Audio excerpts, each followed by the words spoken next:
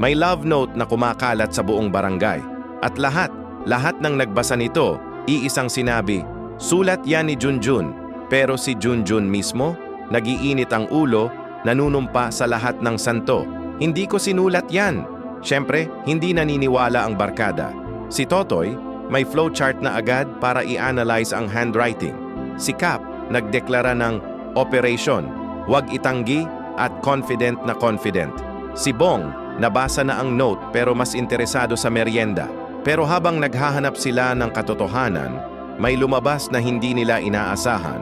Ang note, gawa ng mga kapitbahay na matagal nang nagtatago ng isang malaking lihim.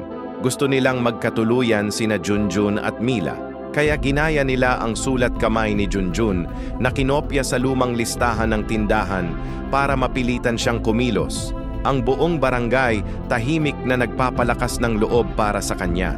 Si Baby, nalaman niya ang totoo noong simula pa lang.